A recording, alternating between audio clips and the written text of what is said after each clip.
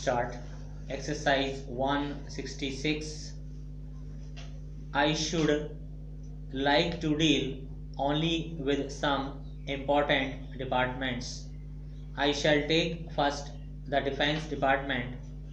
The allocation to the Defense Department, which in the budget of the last year was rupees 800 crores, has been reduced to about rupees 700 crores.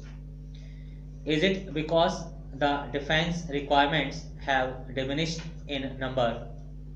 I have come to know that recruitments to the forces has been stopped. At what number has it been stopped? In the present emergency, soon after the incursion of the Chinese, it was hoped that our defense forces would be raised to the number of 2 million. Has at least 1 million been reached so far? The war with China can never be considered to be a war of limited liability.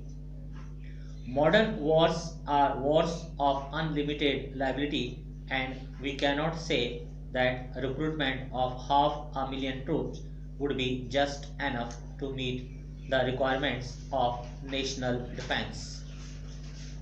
For let us remember that there are not two fronts, the Ladakh front and the Arunachal front, that we have to deal with, but there is the Pakistan front also that we have to contend with, and the Pakistan front consists of two fronts, one on the west and one on the east.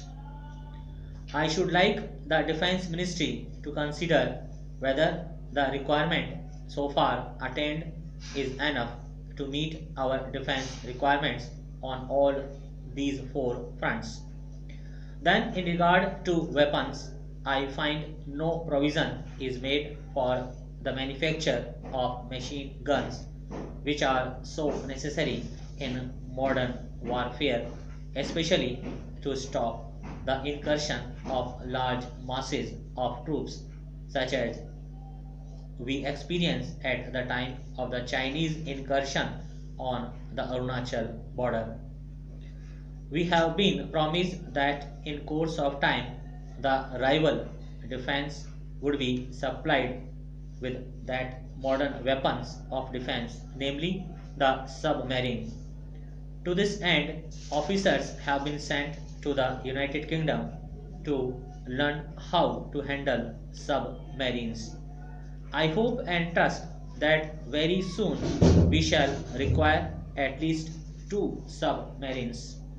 I would suggest that the useless aircraft carrier, which serves no defense purpose at all at present, upon which rupees 30 crores were spent on the maintenance of which comes to about 6 crores of rupees a year, might be sold to some power that requires an aircraft carrier, and the amount thus realized might be spent on the purchases of submarines. Mr. Vice Chairman, I now come to another important department, the Department of External Affairs, which also swallows a large part of the budget. We have as many as 129 missions.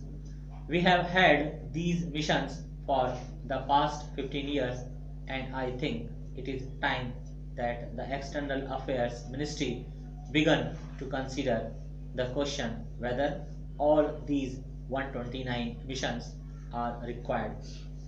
Why do we want missions in Latin American countries which have no political, diplomatic, or international connections with India?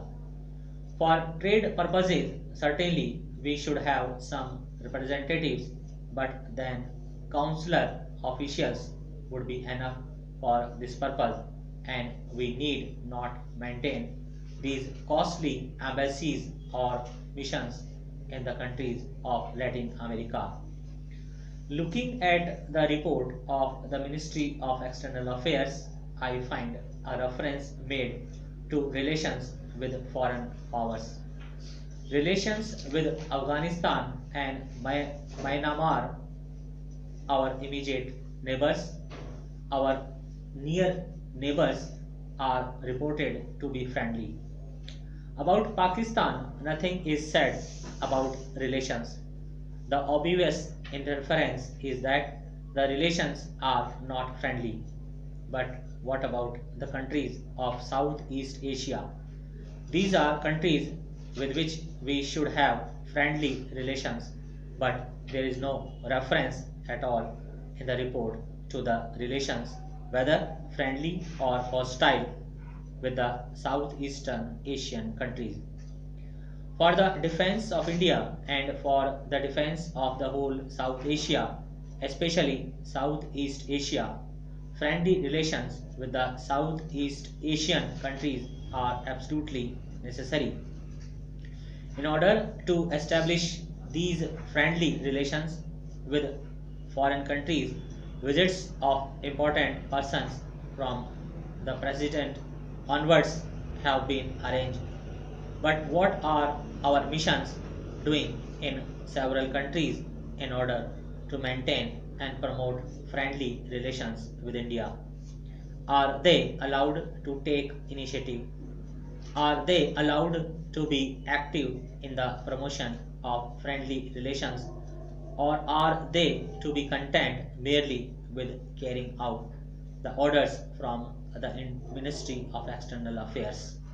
What information, diplomatic, economic, military, do these missions abroad convey to India? For instance, in regard to the Chinese invasion of India, was the military attaché able to send useful reports upon the military situation, upon the military intention of China? It is no doubt difficult in totalitarian countries, in communist countries, for foreign missions to get enough information, but from the experience of missions maintained by the United Kingdom, by the United States of America, these countries are able to get valuable military and other useful information from their respectives abroad. Or is it the fact that our military attaches, commercial attaches, and send report to our ministries, but the external affairs lay these reports aside? Stop.